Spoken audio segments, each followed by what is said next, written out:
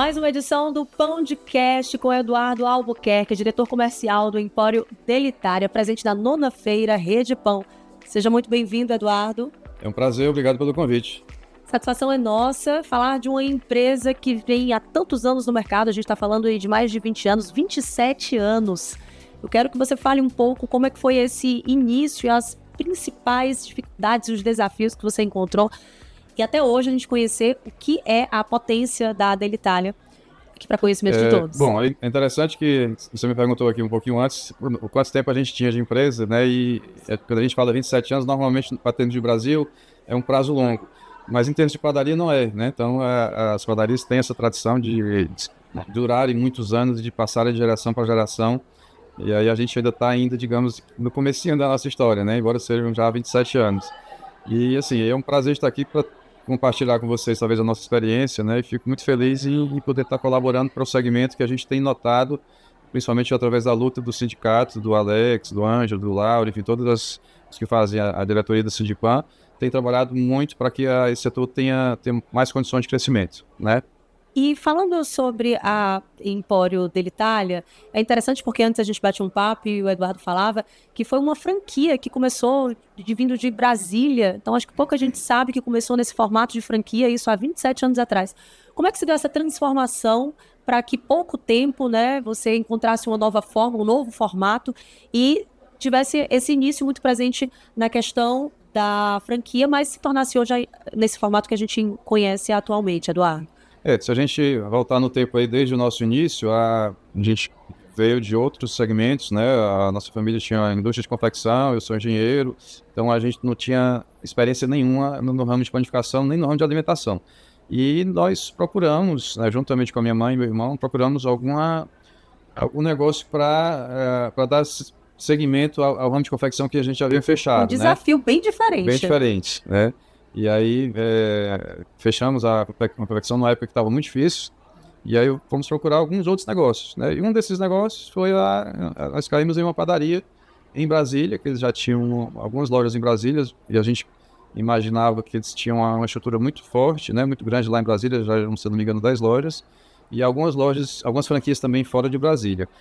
E aí decidimos entrar com eles, mas infelizmente, devido principalmente à distância em relação ao centro de Brasília, a gente não conseguiu ter o apoio necessário para seguir.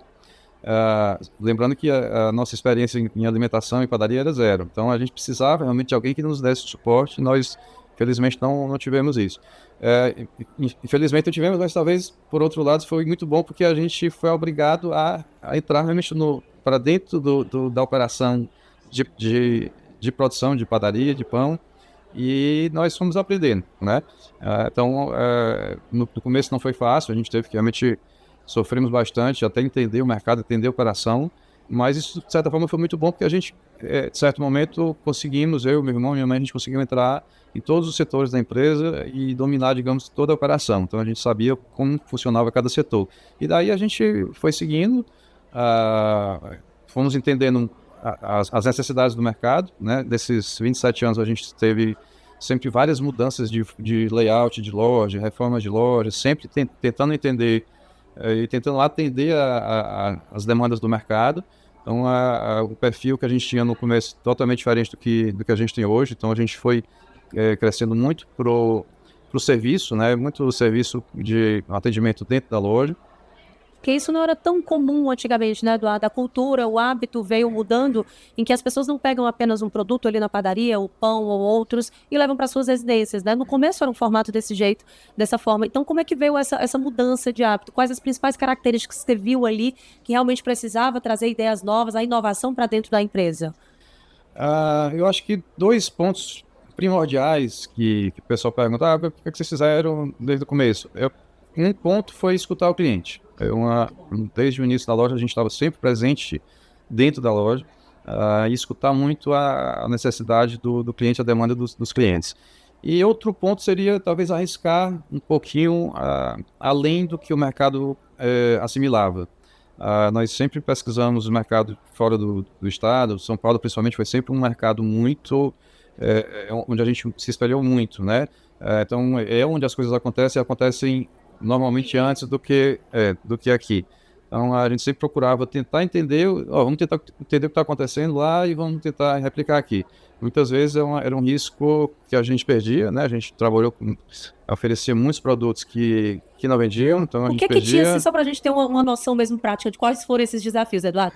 O que é que vocês pegaram de ideia a nível São Paulo, né? Esse eixo São Paulo, talvez Rio de Janeiro, e o que é que vocês trouxeram para cá que não deu certo, não pegou, por exemplo? Eu acho Ou que poderia ter sido feito de uma forma diferente? há 25 anos atrás, eu diria que até o hábito, a cultura alimentar do cearense era.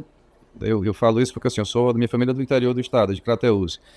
Então, os hábitos alimentares eram totalmente diferentes do que um grande centro como São Paulo teria na época, né? Então, assim, em termos de padaria, o mix era muito pequeno, não se trabalhava com pão, massa, hoje que é a moda, né? Que é os pães de levain, pão de massa madre, enfim, a gente já tinha isso naquela época, que era o pão italiano, que a gente sempre fez essa com fermentação natural.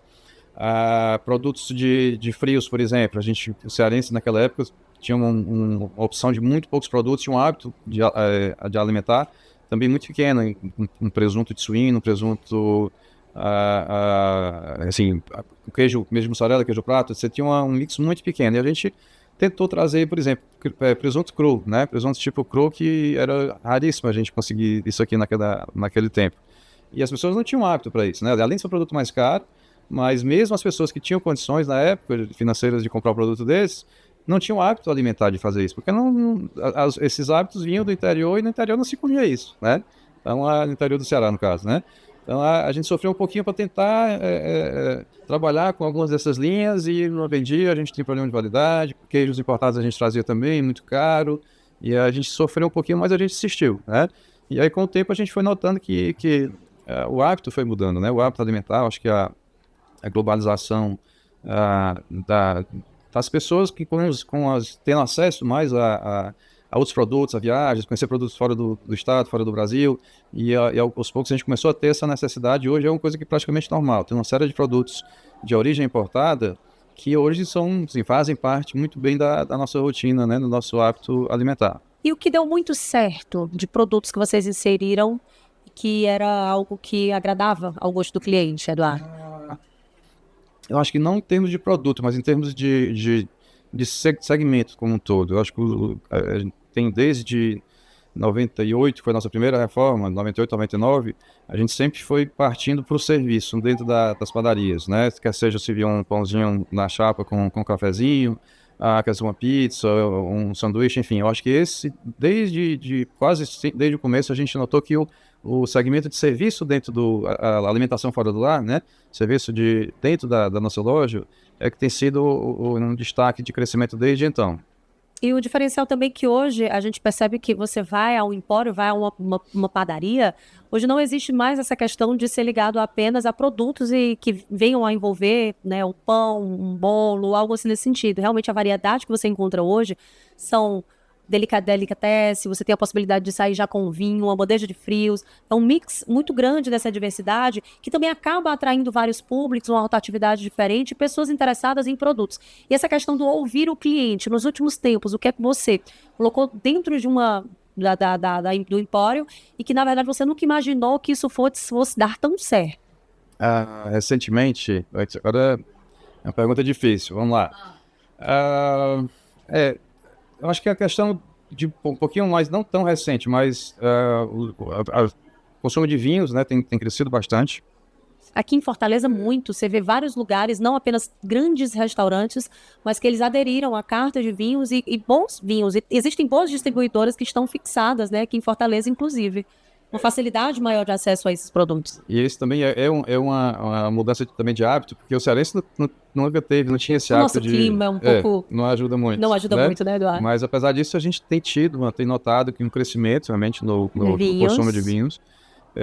Mas isso já de alguns anos já tem acontecido, talvez uns 10 anos ou mais, essa mudança já tem ocorrido.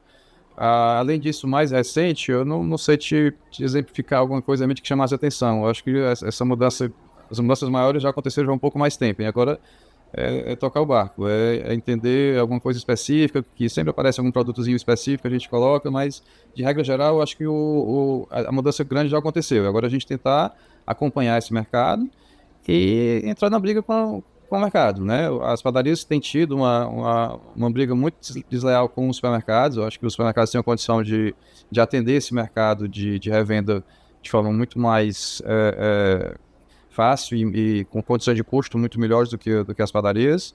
Possibilidades de negociações também em maior Em vários escala, volumes, né? mais volume. Mas a gente está tentando. Mas e o que as padarias, de forma geral, têm conseguido driblar isso é com o serviço, certo? Uma grande vantagem que todas as padarias têm é o fluxo diário de clientes. Então, é meio que para o cearense é uma obrigação de passar em toda padaria, em alguma padaria, para comprar o carioquinha, algum pão do seu agrado. E isso ajuda muito o fluxo na padaria. E cabe ao lojista, né, ao panificador, oferecer produtos que agreguem, né, ao seu faturamento e consiga atender a sua clientela.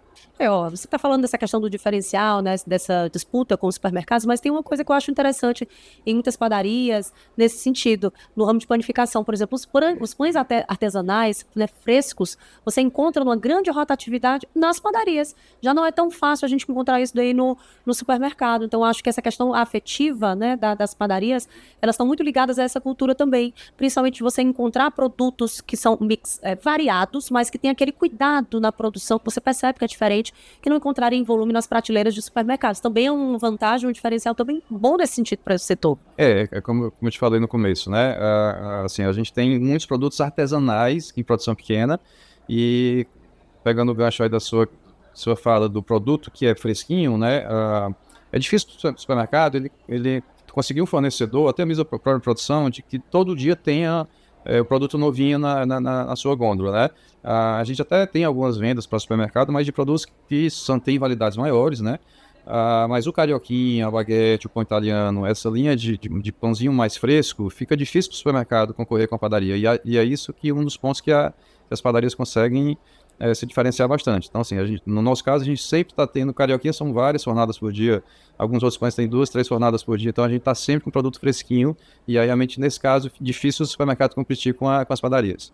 Eduardo, há 27 anos, para uma empresa como Empório Delitária, ela vir com esse ponto muito saudável e cada vez crescendo mais, quais são os principais fatores que você acredita que foram suficientes para vocês chegarem aqui com essa potência? Isso serve muito para o empreendedor ou empresário que começa agora, mesmo pequeno, porque tudo tem um início, né? Há 27 anos atrás vocês tinham outro formato de estrutura. Então, quais os principais fatores que você acredita que realmente, dentro da empresa, em vários setores, aí que você cite, fique à vontade, foram relevantes e que é importante o empresário focar? Bom, primeiro de tudo, para esse ramo de planificação, é uma jornada de trabalho muito alta. Então, E começa cedo, né, Eduardo? começa cedo e aí não é segredo, tá? Tem Qual o que estar segredo dentro. disso? Você tem que estar dentro muitas horas do dia. Então, hoje, uma vez feito isso, você cumprindo uma jornada de 60, 80 horas, eu já cheguei a trabalhar 100 horas por semana em média na padaria. Então, isso é o grande segredo, se é que existe, né? Se é que é um segredo. E depois disso, feito isso, você tem acesso às informações hoje muito, muito fácil, né? Tem um próprio evento como esse aqui do Sindipan, você tem acesso a muita conversa, a muita palestra, maquinários, enfim, conversas com assessores, com consultores. Você tem a informação hoje muito mais fluida. Acessível. Então, bem mais acessível e no seu celular você tem essa informação, né, a hora que você quiser. E fazer uso disso, né? Usar o seu bom senso e procurar talvez um nicho de mercado, que realmente hoje tem várias opções de mercado para você trabalhar. Eu quero trabalhar padaria focado em pães de fermentação natural, eu quero falar ou então croissants, ou então confeitaria mais fina, enfim. Você tem vários segmentos que você pode tentar escolher um desses nichos e focar neles e se especializar e fazer uma diferença, né? Então, vem para cá para um evento desse que tem muita ajuda aqui que é bem válida para todo mundo. Essa questão aí do diferencial, né? Tem muita disputa, porque tem muita padaria aqui em Fortaleza e tem padarias boas, né? Panificadoras boas. E cada uma trazendo o seu diferencial.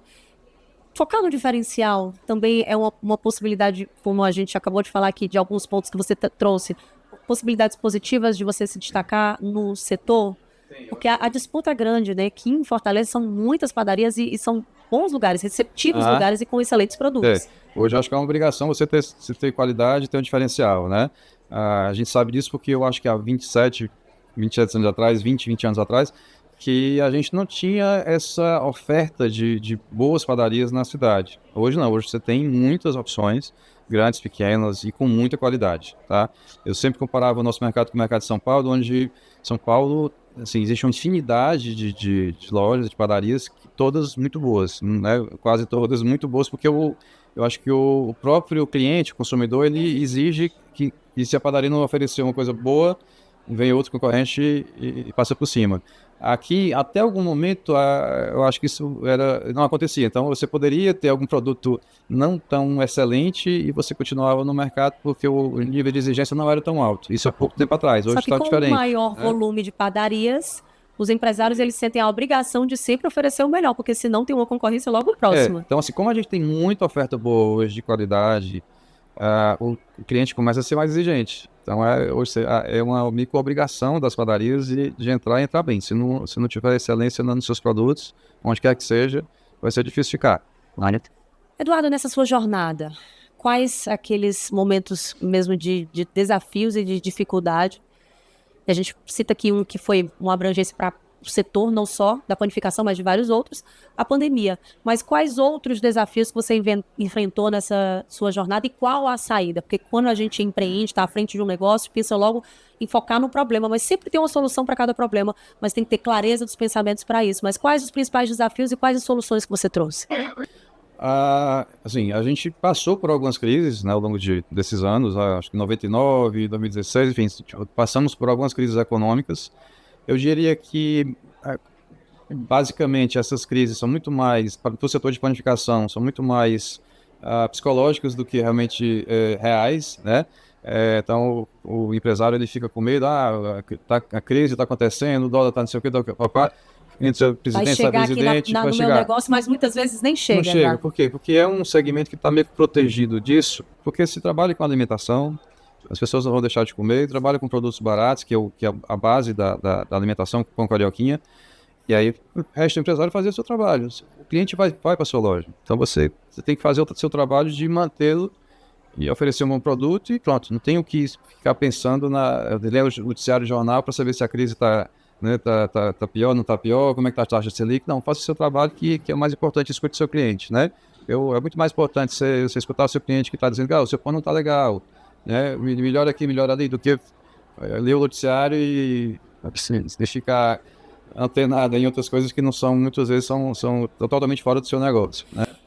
Como nos dias atuais, em que os negócios têm que rodar e funcionar bem e ter uma comunicação assertiva no presencial, que você citou algo que é fundamental, ouvir o cliente. Como vocês trazem essa comunicação pro digital, pro Instagram, redes sociais, essa comunicação no offline também, porque a comunicação hoje, você levando uma oferta de um produto, você tenha um atendimento humanizado, que você ofereça uma estrutura mínima e que a pessoa consiga olhar, acessar. Hoje a gente fala aqui de uma rede social, exemplo do Instagram, e cada vez mais as empresas elas têm que estar inseridas nesse sentido. Qual a importância que vocês dão para essa parte da comunicação digital, essa nova linguagem e se conectar cada vez mais com o cliente certo, Eduardo? Na verdade, isso é uma grande falha nossa da empresa hoje, essa falta de comunicação mais agressiva, mais proativa. Nós continuamos tendo esse corpo a corpo do cliente na loja, eu priorizo muito isso. Além disso, a questão das redes sociais, eu tenho como muito importante o contato diálogo com o cliente, tanto que essa parte da empresa quem faz é a minha filha, às vezes a gente não delega isso para outra pessoa, até para entender, assim, para deixar um diálogo aberto com a gente. Então, mas a gente peca muito em não ser agressivo, tá? Acho que poderemos divulgar mais, inclusive a gente está agora numa fase que estamos analisando essa possibilidade de usar mais esses recursos das redes sociais, que realmente é uma coisa que ninguém pode fugir disso, é o futuro. E, inclusive estamos fazendo um trabalho para a gente tentar ser mais agressivo e mais tentar conseguir chegar a mais clientes através dessas ferramentas, né?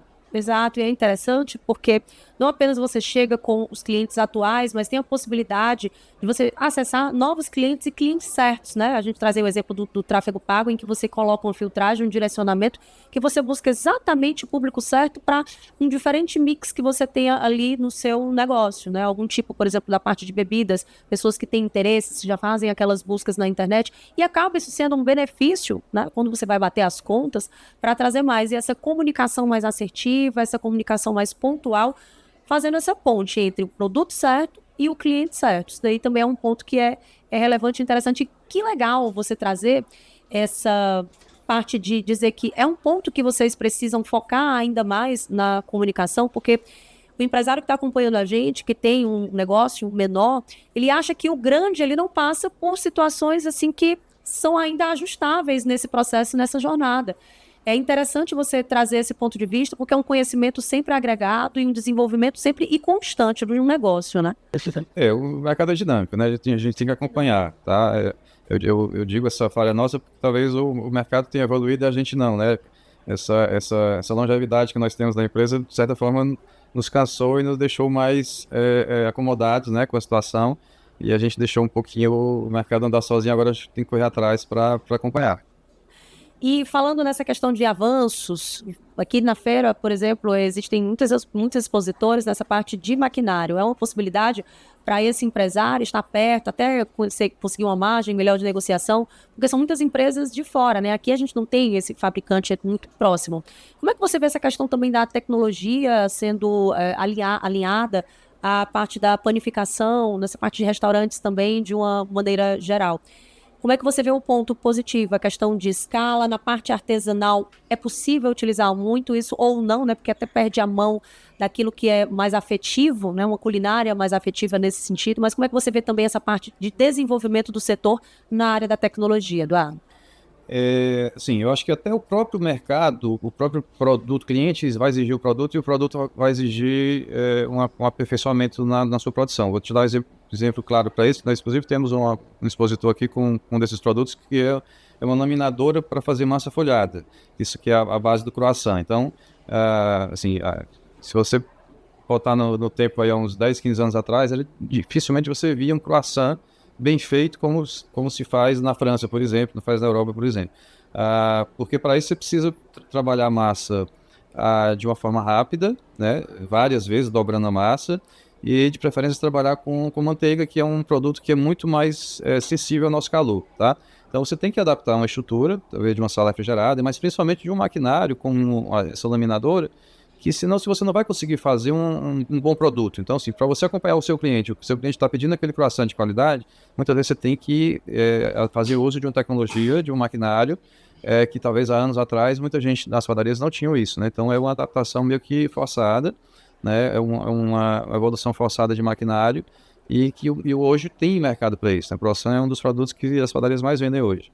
Então é um bom exemplo para te passar de que a gente tem que acompanhar a tecnologia, né, porque o mercado está exigindo isso. O mercado exige acompanhar a tecnologia, mas também outros setores, e acompanhar as novidades, a exemplo, que são trazidas nessa 9ª edição da Feira Rede Pão. Falamos de um estúdio de podcast, é um pão de cast montado aqui na FIEC, nessa 9ª edição, trazendo todos os participantes, referências na panificação aqui no mercado cearense, também a nível Brasil, e mostrando como essas histórias podem ser compartilhadas, mas também em eventos como esse, presencial, a oportunidade de conhecer e ter uma visão muito mais ampla. Porque o interessante aqui da feira, eu acredito que você já tenha dado uma olhada, tem de consultoria de contabilidade, mostrando nova tecnologia, passando pelo maquinário, com palestrantes estratégicos falando sobre consultoria, até empresários compartilhando a experiência. É um momento único em que consegue reunir diferentes visões dentro do negócio desse ramo da panificação, da alimentação também, de uma forma geral, porque como cresceu, né, esse setor, e como você acredita que fatores como eventos e feiras como essas podem ampliar o mercado e principalmente abrir a visão do empresário, Eduardo? Débora, eu vejo com muito bom gosto essa atitude, essa iniciativa do Sindipan, que já não é o primeiro ano, isso já tem ocorrido já há alguns anos, acho que é a nona edição, né? A gente percebe a interação entre as pessoas, entre os empresários de Fortaleza, do interior também, que vêm para cá para poder participar de um evento como esse. E eu acho que o mercado é bem propício, o momento é bem propício para o crescimento dessas padarias. Eu acho que estão crescendo no caminho certo. Então, as padarias estão encontrando o seu nicho de mercado. Como a gente falou no começo da entrevista, que os supermercados têm uma concorrência um pouco difícil para a gente no que tange a essa linha de supermercados, mas as padarias estão encontrando outros caminhos e estão conseguindo a driblar essa concorrência, se especializando em alguns serviços e alguns produtos, e a gente percebe que o crescimento das padarias como um todo tem sido satisfatório e eu acho que tem muito potencial ainda para crescer. Falando em potencial, em crescimento, expectativas para esse ano de 2024. A gente está no mês de setembro, mas já começa a preparação dessas padarias no atendimento para esse cliente, porque a rotatividade de serviços e de produtos no fim do ano, a gente sabe como é. Então, como é que está a expectativa já para esse ano de 2023 e como vocês analisam essa perspectiva para como foi em 2024, como foi em 2023? Supera no fim do ano? A gente acredita que sim. Dos números que a gente tem até agora, temos conseguido, principalmente nos segmentos de padaria e de lanche, digamos assim, a gente tem conseguido crescer em relação ao ano passado. E a nossa expectativa é boa para o final do ano. Então, eu estou confiante. Maravilha. Eduardo Albuquerque, diretor comercial Empório Della Italia, muito obrigado por compartilhar não só as suas experiências e a história também da sua empresa Empório Della Italia, que a gente conhece, tem uma história de credibilidade, de qualidade, e compartilhar esse conhecimento sempre é válido, principalmente para quem está começando e traçando novas jornadas desse processo nessa área. Eu que agradeço, Débora. Muito obrigado pela oportunidade de estar falando um pouquinho da nossa história e quem sabe alguém se anime aí também nessa nossa história e consiga fazer com que sua empresa crescer também. Essa foi mais uma edição do Pão de Cast na 9ª edição da Feira Rede Pão.